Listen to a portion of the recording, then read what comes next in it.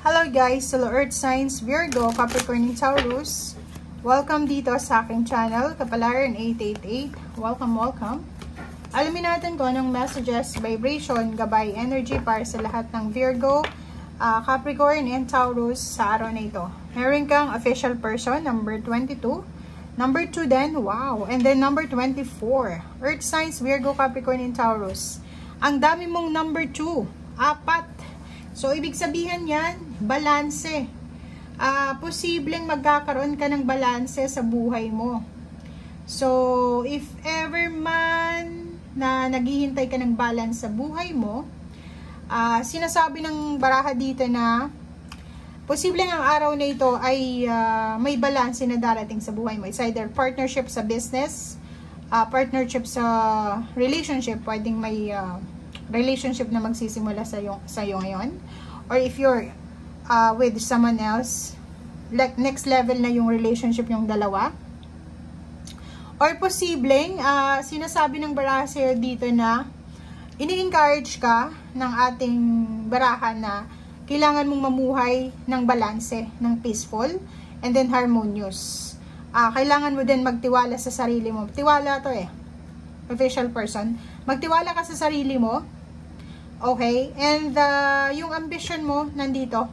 Tiwala ka. Kailangan magtiwala sa sarili mo na yung stability, yung ambition mo sa buhay ay posibleng makuha mo siya. And official person symbolizes din ng justice. Okay? So, justice, kailangan natin na timbangin ang bawat choices na kailangan nating gawin. So, ibig sabihin, huwag kang magpadalos-dalos sa kung ano man ito na posibleng decision making. And dito sa barahang to, mayroon kasing magnanakaw dito 24/6. Medyo may mararamdaman yung iba sa inyo. Makakaramdam kayo na parang natalo kayo, 'di ba? Pwedeng in may hardship kayo, may mga internal battles kayo na pinaglalaban. Like ano bang tawag dito? Yung meron kayong mga pangarap sa buhay, meron kayong mga ini-expect for this for the last year 2023 or 2024, ngayon na 2024, and medyo pakiramdam mo natalo kayo. Feeling nyo hindi kayo nagwagi. Feeling nyo natalo kayo. So makakaramdam yung iba sa inyo ng konting pag-asa. Konting pag-asa na lang. Feeling nyo wala ng pag-asa. So eto man, kung ano man ang mga internal conflict na meron ka, kailangan mong i-resolve ito sa araw na ito. Make peace sa sarili mo para makapag-focus ka sa kung ano yung future na posibleng naghihintay sa'yo. Kasi ito, magnanakaw to nanakawin niya kung ano yung importante sa'yo sa ngayon. So, if ever man, Earth Signs, may mga plano kayo sa buhay, tapos feeling nyo, wala, hindi nangyayari Hindi nakuha kung ano yung gusto ko So, ang sinasabi ng baraha, yung negativity na yan na nararamdaman mo, pwedeng maging hadlang yan, pwedeng nakawin yan, kung ano man itong goals mo sa buhay. So, kailangan mong, yung emotion natin dapat, harmonious siya, balanse. Love life man yan, relationship, trabaho, spiritual, stay open. Open ka dapat sa lahat ng mga posibilidad, okay? If ever man kailangan mo ng tulong, lalo na sa financial, kailangan mong humingi ng tulong, okay? Teamwork and mutual growth or mutual na pakikisama. Parang ganun yung sinasabi ng baraha sa'yo dito. Okay? And mag-iingat ka dahil ang dami-daming ideas, ang dami-daming mga manifestation ka na gustong mangyari sa buhay mo. Kaso lang, mayroon kang, yun nga, sabi ko si kanina, may mga internal hardship tayo. May mga parang feeling nyo, may mga bumubulong sa inyo na hindi mo yan kaya. Earth Signs, ganito, ganyan. May iba sa inyo dito, sleepless nights. Especially yung Virgo and Taurus siguro. And hindi kayo makatulog sa sobrang pag-iisip. Overthinking, overanalyzing, naghihintay kung kailan ba darating. But, ang baraha mo ay nagsasabi na, official person, ikaw yung may parang control sa buhay mo. Okay? Yung universe, kontrolado niya yung nangyayari sa buhay natin dito. Okay? But, meron kang obligasyon. Meron kang obligasyon sa sarili mo. So, if ever man ang pakaramdam mo, hopeless ka, responsibilidad mo yung feelings mo na yon, okay? Kailangan mong isipan na you are blessed, and pag-usapan mo lang, or I mean, dapat yung bukang bibig mo lang is tungkol sa blessing, and yun, i-activate natin yung positivity, kasi masyadong negative yung nakikita natin dito. And sinasabi ng Baracer dito, malapit ka na sa breakthrough eh. Hindi mo alam kung anong blessings itong papunta sa'yo, or saan ka makakarating na tagumpay, rurok ng tagumpay. So, wag natin masyadong i-underestimate ang ating sarili. Kasi kung i-underestimate mo ang sarili mo, paano na yun? Diba? Paano na yun pag i-underestimate mo? Sino pa yung maniniwala sa'yo?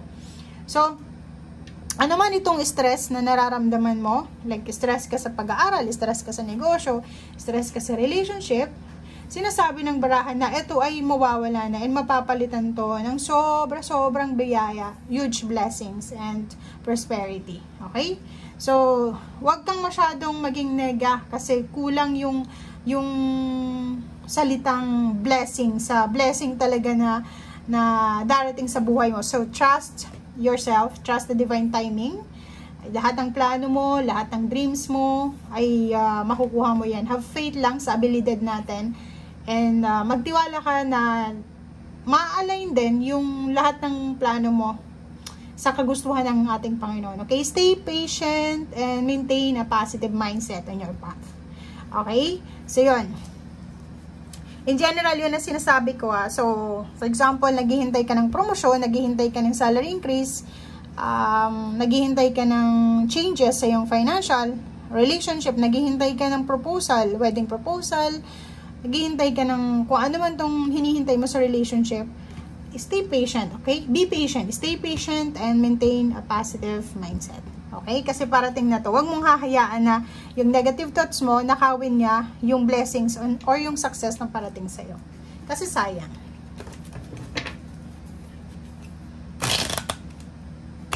Oops.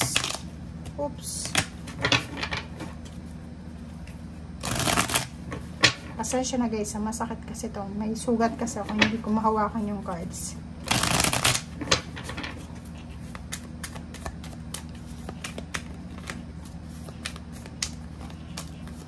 Okay. Okay, so 2 of Wands and 9 of Cups. And then, diba? Kasasabi ko lang sa'yo, marami kang options na pwedeng makuha for the next few months, especially weeks and years. So, sinasabi ng Baracer dito na etong 2024 is sobrang magical to para sa inyo. Ang dami-daming biyaya, ang dami-daming blessings na darating sa inyo. May iba sa inyo dito na mapopromote, may gagraduate, may mga occasion, celebration na posibleng isa-celebrate. So, ihanda mo yung sarili mo. Habang nanonood ka sa ngayon, if ever hopeless ka, feeling mo hindi nangyayari yung mga bagay-bagay na gusto mo, nako, 2 of Wands. Ang daming choices na pwede mong pagpilian. Okay, sa ngayon siguro wala kang choice, pero parating ka na doon sa stage na malapit na. Ikaw na lang yung aayaw sa mga opportunities mo. And 9 of Cups, ihanda mo yung sarili mo dahil isa sa mga wini-wish mo emotionally, family wishes, family life, personal life, love life, or kung ano man to na pwedeng magbigay sa'yo ng saya, ay posibleng makuha mo. So, the star, be positive. Yun yung sabi ko sa'yo dito. Stay patient and be positive. Dahil malapit mo nang maabot ang lahat ng pangarap mo. Okay, eto naman na 3 of Swords. Eto siya. Wag mong hahayaan na yung mga stress mo sa buhay, anxiety, ay maging parang hadlang sa mga success na hinihintay mo. Kasi may mga ganong situation, 'di ba? Na sa sobrang stress natin, kahit may mga blessings na dumarating, hindi natin yun napapansin kahit may mga biyaya na ino-offer sa atin ng Panginoon. Parang tinitake for granted natin yun. So, tingnan mo dito. Heartache lang yan eh. Mga past lang yan. Problema lang yan.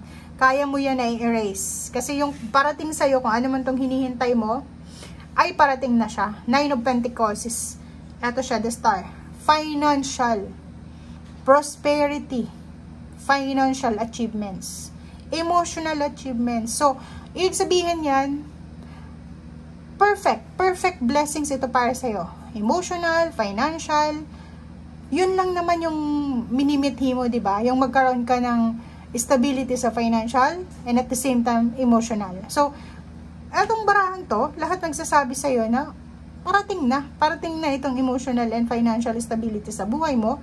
Malapit mo nang hawak kamay mo na yung pangarap mo eh. So, konting tiis na lang, konting pagtsatsaga na lang. Kasi itong magnanakaw na to, pwedeng nakawin niya, 'di ba? Itong mga pain, heartaches, or kung ano man tong mga sama ng loob or disappointments na nararamdaman, pwede niyang nakawin itong emotional and financial prosperity in abundance na sinasabi ng baraha sa'yo na incoming na. Okay? So, ako yung nai-excite sa inyo eh. Okay guys, so yan ang sinasabi ng baraha. Thank you for watching and see you again. Bye!